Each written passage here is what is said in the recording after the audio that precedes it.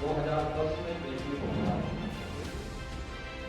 मार्च 2014 में भारत को पोलियो से मुक्त घोषित कर दिया गया।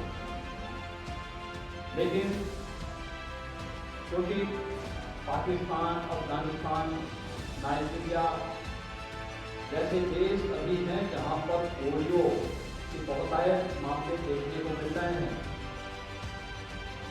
उसका संक्रमण भारत के अंदर यहाँ के बच्चों के साथ में हो जाए, इसलिए यह अभियान अभी भी निरंतर चलाए जाने की आवश्यकता है। और उसी अभियान के क्रम में आज हम सब इस अभियान के एक साप्ताहिक अभियान के साथ यहाँ जुड़ रहे हैं। वास्तव में कोई बच्चा तो भले किसी एक परिवार में पैदा हुआ होगा, लेकिन वह एक राष्ट्र की अमूल्य धरोहर है। एक व्यक्ति समाज के निर्माण में और समाज का फिर एक समूह राष्ट्र के निर्माण में भागीदार बनता है।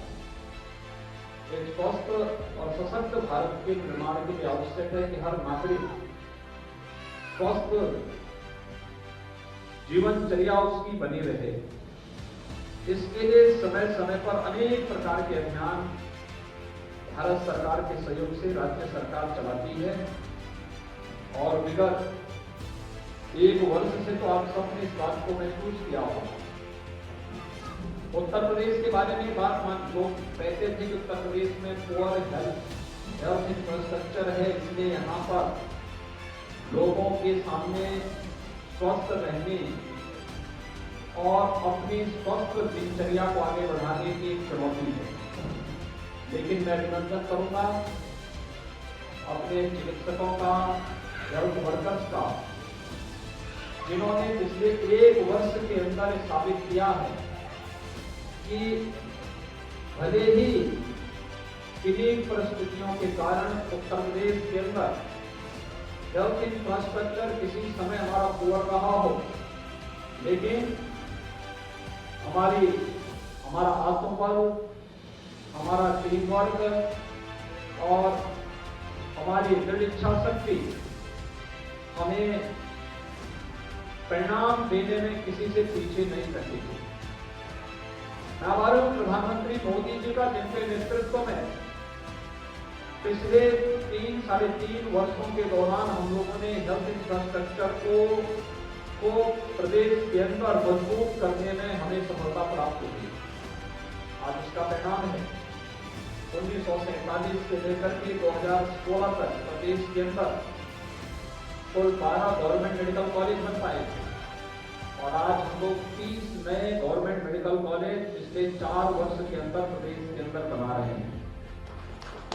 प्रदेश के अंदर हम लोगों ने तमाम उस प्रकार की सुविधाओं को, डिस्ट्रिक्ट हॉस्पिटल की एक्सटेंशन की क्षमता हो या फिर प्रदेश के अंदर लाइफ सपोर्ट एम्बुलेंसेस की व्यवस्था हर एक जनपद में उपलब्ध कराने का हो। मुझे याद है जब प्रदेश के अंदर कोरोना का पहला केस आया था, तब हमारे पास जांच की सुविधा प्रदेश में नहीं थी। आज उत्तर प्रदेश देश के अंदर लगभग 2.25 लाख से लेकर 2 लाख टेस्ट प्रतिदिन करने में सक्षम है। प्रदेश के अंदर जब कोविड के पेशेंट आने प्रारंभ हो गए, तो भारत सरकार ने हमें अवगत कराया कि 36 जनपद आपके भी ऐसे हैं जहां कोई भी वेंटिलेटर नहीं है। और आज मैं दावे के साथ कह सकता हूं कि कोई भी जनपद 75 में से कोई भी जनपद ऐसा नहीं जिसके पास अपने कम से कम 10 वेंटिलेटर जिसके पास था मौजूद। हमने वेंटिलेटर ही उपलब्ध कराया, लेकिन साथ साथ अपने स्टाफ को भी ट्रेन किया और उन सब ने पूरी तन्मयता के साथ इनाम दिया। इसका रिजल्ट क्या है? दिल्ली 2.25 करोड़ की आबादी का राज्य है। वहां पर कोरोना से 10,500 से ज्यादा मौतें हो गई। और उत्तर प्रदेश 24 करोड़ की आबादी का राज्य है। हम मौत को आंकड़ों में जोड़ करके नहीं देख सकते, लेकिन फिर भी यहाँ पर जो सामूहिक प्रयास हुआ उसका परिणाम है कि मात्र 8,500 मौतें प्रदेश के अंदर हुई। यानी दिल्ली से आबादी में हम 30 गुना बढ़े हैं, लेकिन मौत के आंकड़े अगर आप देखेंगे तो दिल्ली में 2.25 करोड़ में जितनी मौतें हुई उससे कम ड्यूटी के अंदर हुई उसको रोकने में। इसका मतलब यहाँ पे टीम वर्क ने काम किया और उसका परिणाम हमारे सामने आज है। मैं इसके लिए सभी अपने चिकित्सकों का, हेल्थ वर्कर्स का, जितने भी कोरोना वॉरियर्स हैं, विभिन्न स्वयंसेवी संगठन हैं, उन सबका हृदय से अभिनंदन करता हूँ, उन्हें साधुवाद देता हूँ। आज हमारे सामने कोरोना पर विजय प्राप्त करने का एक नया लक्ष्य सामने आया है। कोरोना वैक्सीन एक साथ पूरे देश के अंदर प्रारंभ हो चुकी है। हेल्थ वर्कर्स को वर्तमान में वैक्सीनेशन का कार्यक्रम चल रहा है, बड़े पैमाने पर ये कार्यक्रम चल रहे हैं और उसका परिणाम हम सबके सामने है। भारत दुनिया के अंदर एकमात्र देश है जिसने एक साथ 2 स्वदेशी वैक्सीन विकसित की है और न केवल अपने देश के नागरिकों को बल्कि दुनिया के अपने मित्र देशों को भी इस वैक्सीन की आपूर्तिकर्ता के रूप में भारत वसुधैव कुटुंबकम की भावनाओं का पालन करते हुए दुनिया के अंदर एक बार फिर से अपनी प्रतिभा और अपनी ऊर्जा का लोहा बनाने का एक अवसर भारत के सामने है और भारत ने वो करके दिखाया है प्रधानमंत्री मोदी जी के नेतृत्व में।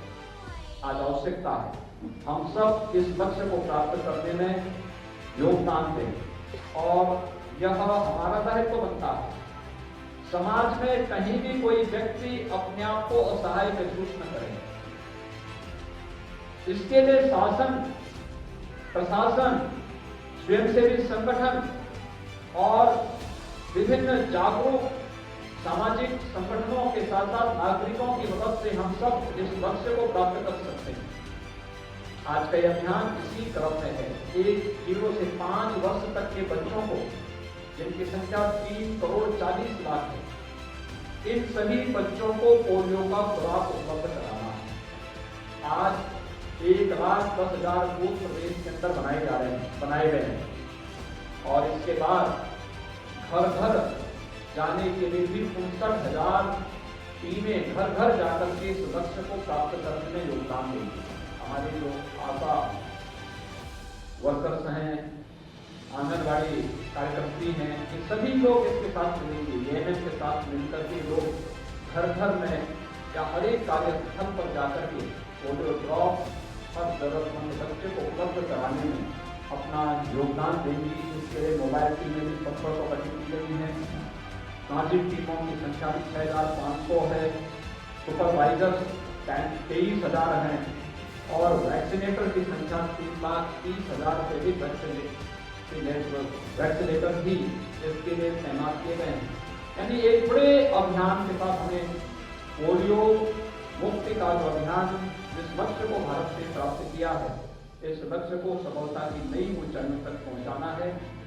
मुझे लगता है इसमें किसी भी प्रकार का कोई भेद भी नहीं होना चाहिए और अपने बच्चे की सुरक्षा के लिए आवश्यक है कि हम लोग किसी भी प्रकार की बुरी बात को, अंधविश्वास पर विश्वास न करते हुए हम लोग इस राष्ट्रीय अभियान में भागीदार बने। आज के इस अभियान के लिए मैं एक बार फिर से स्वास्थ्य विभाग को हृदय से बधाई देता हूँ। जो भी बच्चे यहाँ पर अभी वैक्सीन लिए हैं उनके स्वस्थ और दीर्घ जीवन की कामना करता हूँ। साथ साथ सभी बच्चे 0 से 5 वर्ष तक के सभी बच्चे इसका सेवन करें और जो भी गाइडलाइन दी गई है उसका पालन कर सकेंगे तो हम एक स्वस्थ और समर्थ भारत के निर्माण में हम सबका भी योगदान होगा। मैं इस पूरे कार्यक्रम के प्रति अपनी शुभकामनाएं देता हूँ। धन्यवाद। जय हिंद।